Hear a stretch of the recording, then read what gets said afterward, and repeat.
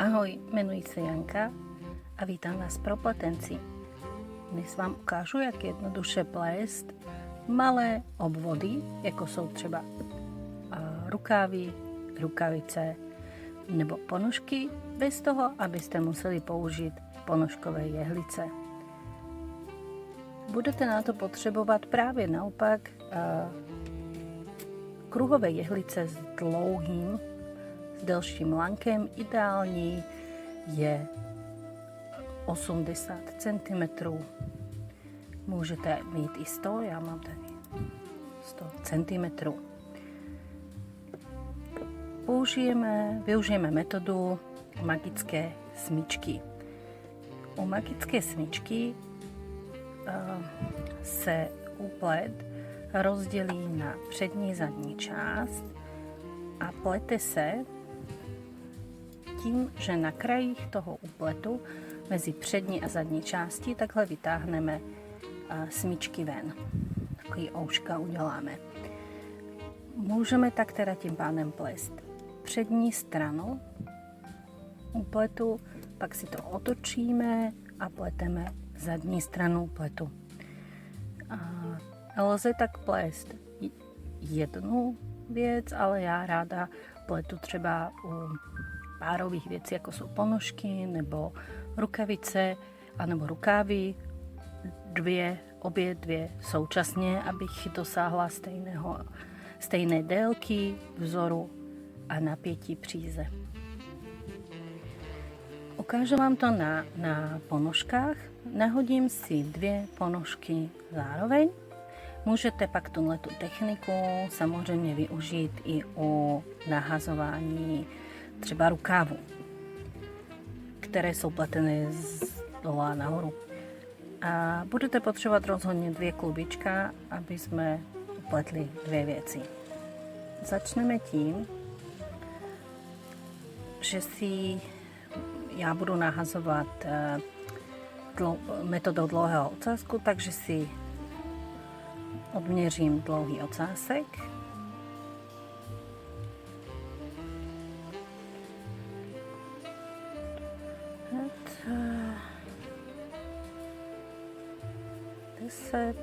Tohle to je pro 10 oček, tohle to máme 20, takhle to bude 40, 60.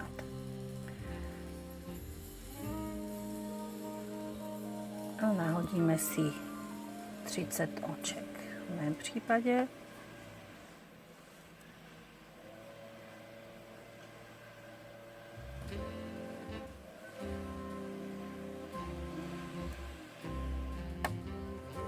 Které budou představovat přední část ponožky.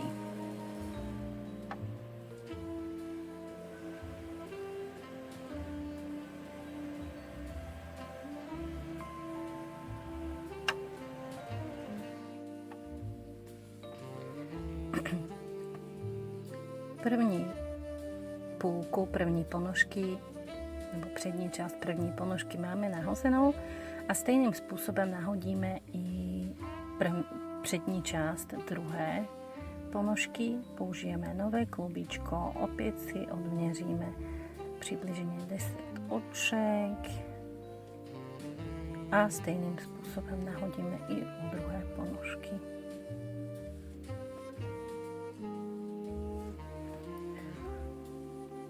Nahodíme i druhou ponožku přední část a budeme pokračovat nahazováním u druhé ponožky zadní části. A to tak, že si stáhneme ty nahozené očka dál na lanko, aby jsme si mohli vytvořit smyčku.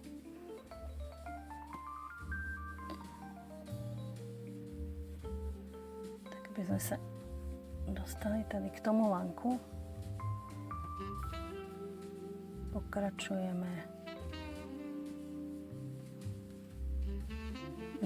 nahazování dlouhým ocáskem.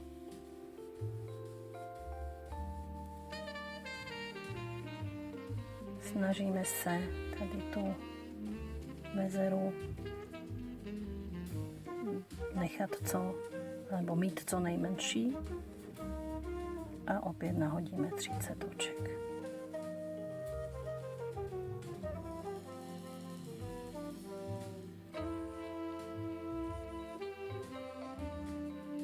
Když mám nahozenou zadní část té druhé ponožky, vrátíme se k ponožce první.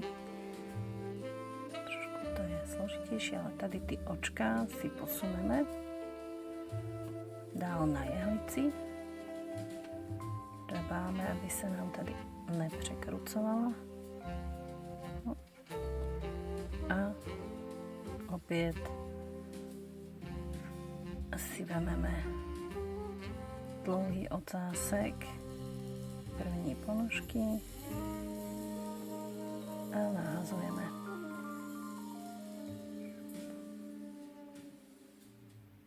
Snažíme se tu mezírku nechat co nejmenší. Opět nahodíme 30 oček.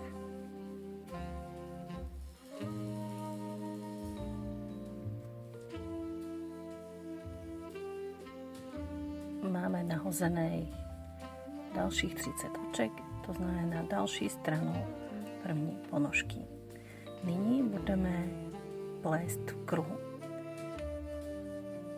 Jelikož budeme chtít začínat tady na začátku, tak si jednoduše držíme očka a vytahujeme tady lánko, aby se nám tady na druhé straně objevila jehlice.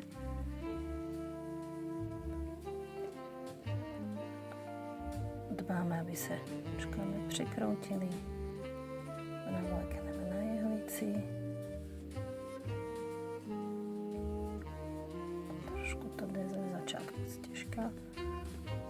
Pak už se očka uvolňují. Tak. Vytažením té jedné jehlice jsme si ty očka takhle pěkně srovnali.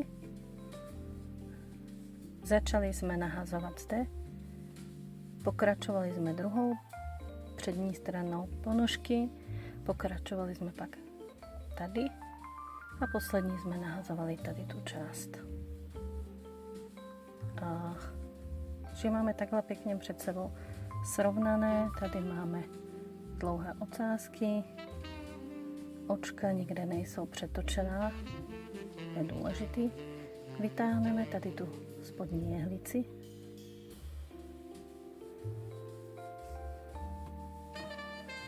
Držíme. Tak. Snažíme se nic nepřetočit a takhle si vytvoříme smyčku. Jedna smyčka, druhá smyčka. Vezmeme si přízy prvního klubička.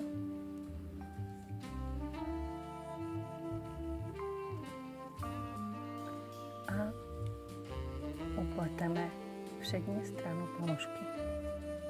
Nejdřív první a pak stejným způsobem druhou. Já mám podle návodu plést dvakrát hladce, dvakrát obrace patent. Takže to tak budu plést.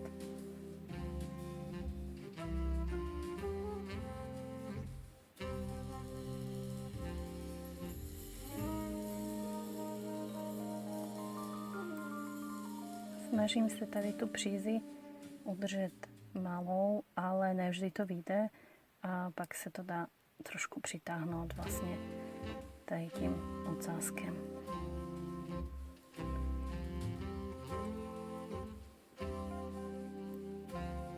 Jsme na konci první ponožky. Kubičko necháme ležet a postupujeme stejně i od druhého kubička, ale tentokrát teda u druhé ponožky, ale samozrejme s druhým klúbičkem. Máme dokončenou přední část ponožky. Přízy pletení si otočíme. Přichytíme očka, nám neutečou, lanko vytáhneme.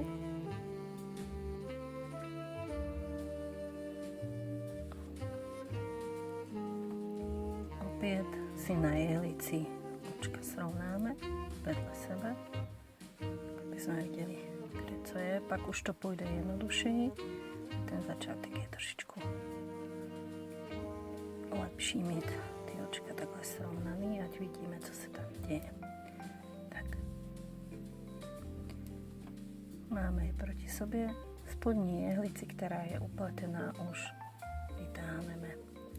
Opět vytvoříme smyčku a začínáme plést. Dáváme pozor, abychom přízy, jestli je to dobře vidět, ještě to naostříme, tak, abychom přízy měli zde. Aby z toho zadního očka vycházela tady předem, protože když ju takhle obtočíme, vytváříme si tady nové očko, které tam samozřejmě nechceme, že tam budou pak velké díry. Takže očko vedeme takhle vrchem toho pletení.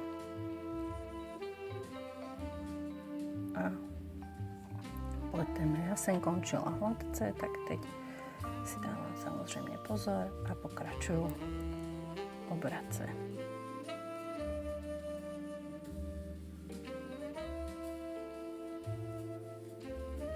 Tak tady to první očko se nám samozřejmě trošku roztáhne, protože je to dlouhý ocásek, takže stačí ho tady zatáhnout, upevnit.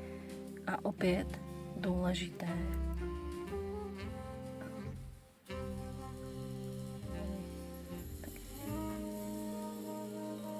přízy položit přes tu zadní stranu volně, jo, aby jsme pak mohli pokračovat v pletení.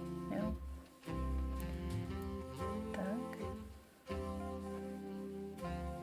Vezmeme si tady to. Přízy, zkontrolujeme, že nemáme prokroucený a pokračujeme i u druhé ponožky. Opět dbáme, aby se nám nevytvářely nové očka.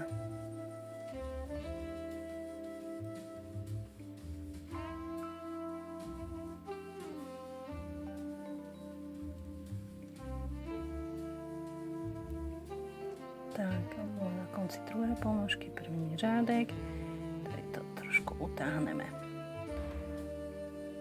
A opět přízy volně dozadu, aby jsme se k ní mohli vrátit. Nyní bychom měli pokračovat zde a potřebovali bychom si otočit to pletení. Předtím jsme otáčeli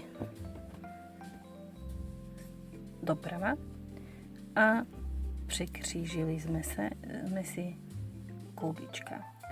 Buď teda to řešíme tak, že si klubička po každé přehazujeme, anebo pokud je máme někde odložené, třeba v tašce, tak je jednodušší jednou pletení otočit doprava, tak jak jsme otáčeli. A kdyby jsme to udělali znovu, tak ty příze se zase překříží doprava a budeme je mít víc a víc zamotané, tak tentokrát to otočíme doleva. Jo? Stavíme se stejně na to samý. To moc konečku nemáme.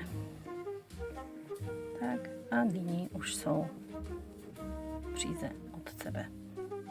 Opět si vytáhneme jehlice, srovnáme si očka, ať se nestratíme, co tak schováme, aby nám nezalazí. Tak, jo. Trávime zadní a na přední opět pokračujeme pěkně dál.